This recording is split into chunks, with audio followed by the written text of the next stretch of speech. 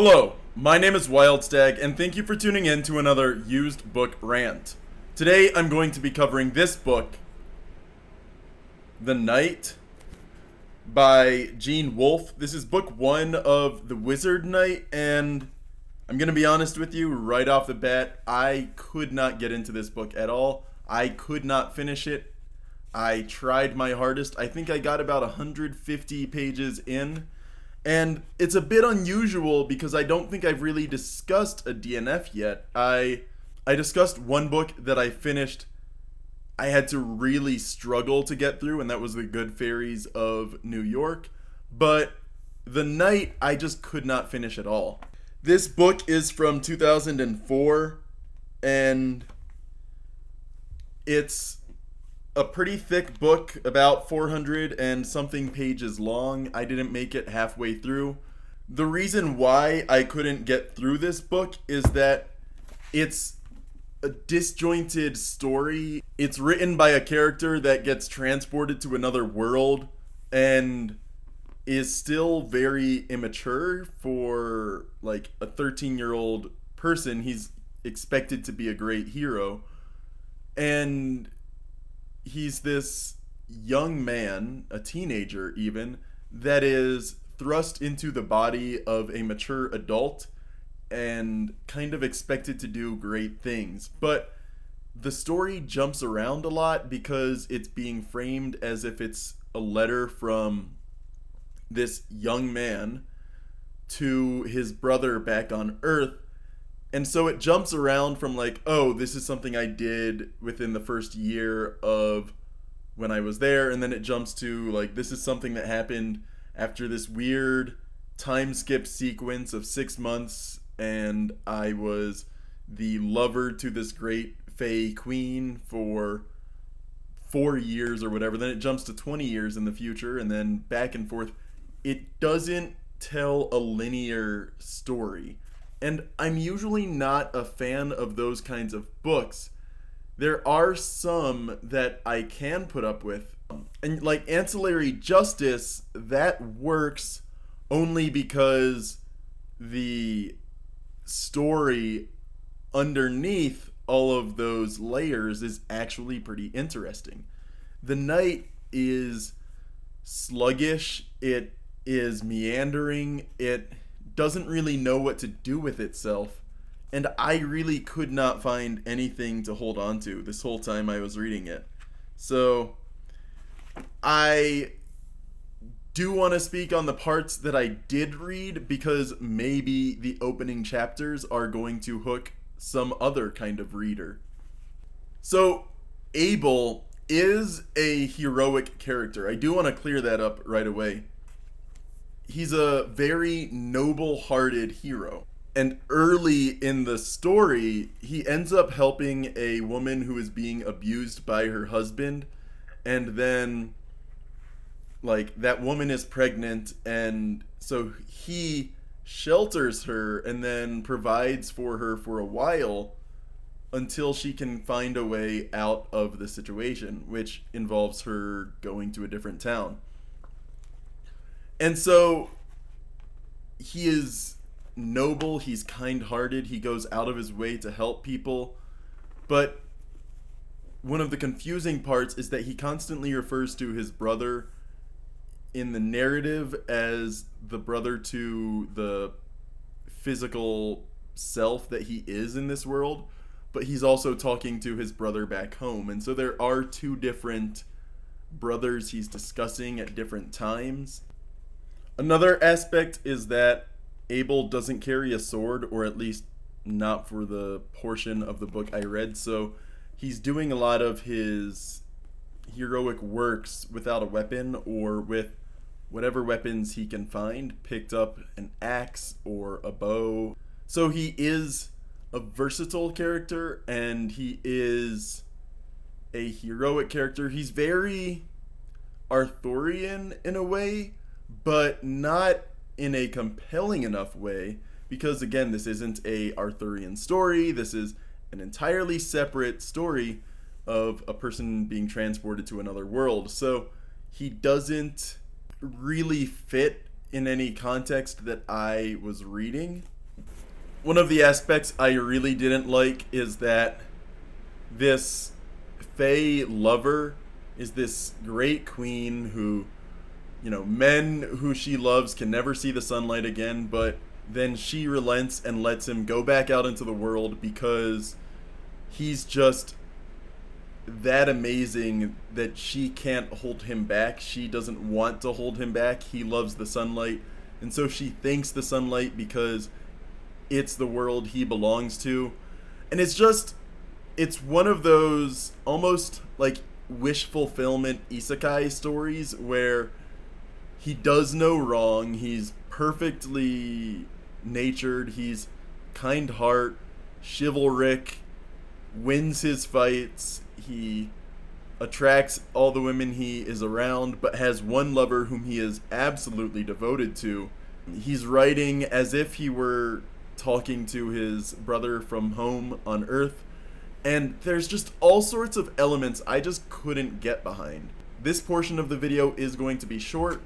I don't remember what I paid for this book, but it was at Koaz, so it is going to be cheaper than alternatives. The cover art and interior illustrations by that guy. Now, one of the things I will say, the reason I picked this up off the shelf is because it had praise from Neil Gaiman. And now, this is 2 books I've read where it had praise by Neil Gaiman, and I don't think I'll ever really read much of Neil Gaiman because the things that he has recommended, I either struggled to finish or I can't finish at all. So he says Gene Wolfe is the smartest, subtlest, most dangerous writer alive today, in genre or out of it. This book is important and wonderful. And I don't relate to that at all. I do not think this author is all that, but maybe one of his other books is good. I don't know. There's also praise by Stephen Brust, who is the author of There's also praise by Stephen Brust, which is the author of The Baron of Magister Valley, which is one book that I did talk about early on in this channel's lifetime. And what he says is, it took me about a page and a quarter to completely enter the world Wolfe creates in the night. Having arrived, I believe I'll spend the rest of my life here. And for that, I really like Stephen Brust. I've read one of his books. I've got another on the shelf behind me, Jareg. Right here.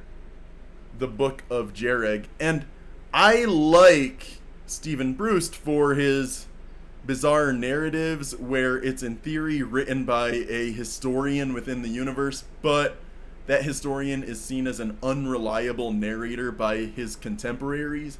And so when you're reading it, it seems like it could be this great fantasy, and then in the context of that setting, it actually could just be fantasy because this historian is known for making up things and adding fictional details for places where he doesn't have any information. So I like Stephen Brust. I'm not a fan of Neil Gaiman's work, the stuff I've seen, and in this case, The Night leans more towards Neil Gaiman's work, which I don't really like, and which this I could not finish. Hopefully, I'll find books more with Stephen Brust's praise and less with Neil Gaiman, so I don't know. I'm not going to end on a down note, however, and that is because I'm also going to discuss The Art of Dragon magazine, which, this is the cover. This is a book I've been keeping right over here, and I haven't really discussed these books before, but because I don't want to end on a down note, I'm going to discuss this one. And this book contains a collection of art from the covers of Dragon magazine, but also art from within Dragon magazine. And a lot of this looks like old mass market paperback fantasy covers, and that's probably because they are the same artists. This book is from 1988, and this printing says first printing January 1988, so I am hesitant to do much with it. I'm not going to be opening up a lot of pages and showing the images, but a few I am going to show, such as this one, which I randomly opened to, but is of a wizard in his lair, or in some kind of lair, and he's got his orb held prominently close to his head. I think that's just really funny because there's that big meme in modern like 2023, 2024 of a wizard pondering his orb. And sure enough, a lot of this art is of a wizard pondering his orb. Or in this case, the sorceress pondering her orb on Dragon magazine number 80. What I really love, and this is a good example of the art in this, is from a piece titled The Vanquished Cavalier, number 110, art by Kevin Davies. And it's just a beautiful scene of a unicorn grazing next to a tree, and a skeleton impossibly leans against it upright.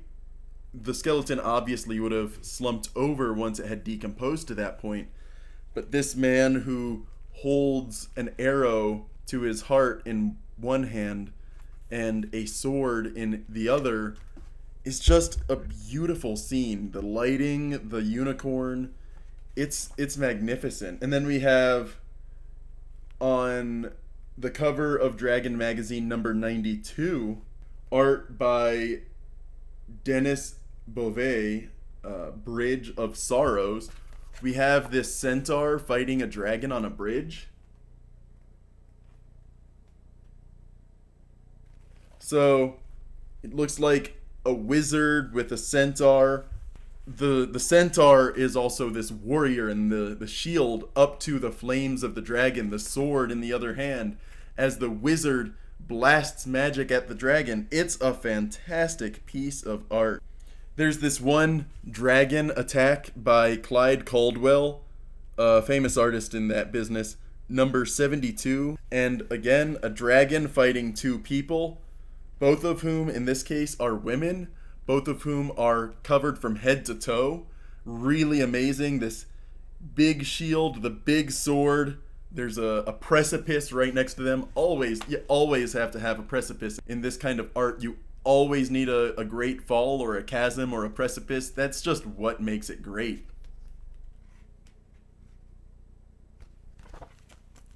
There's a really funny one here that looks like a monster game of football. It's titled Monsters of the Midway. The caption says, "An Eton ready to tackle a bugbear as a Hydra referees," by Paul Sonju. And that's this one right here. And you can see there's the Eton, the two-headed giant, his hand up high, and he's about to tackle the bugbear, who's got the football small in comparison to them, covered close to his chest, as a Hydra in the back is clearly using its many heads to look at multiple angles at once. The art in this magazine, early Dragon magazine, is just amazing. I bought this for $20, and I think it is amazing, and I hope that if you guys find an art book similar to this, you'll appreciate it. Those kinds of books are really fascinating, especially one that has all this kind of art in it for Dragon magazine. So yeah, this is a really great find. I loved it, and I hope that leaves the video on a good note, a high note, a happy note, compared to the did not finish DNF of the night. So, like I said, Would not recommend The Night. I couldn't get through 150 pages of it. That wasn't even halfway through. But I would recommend finding examples like The Art of Dragon. So, yeah, my name is Wildstag, and thank you for tuning in to another used book rant.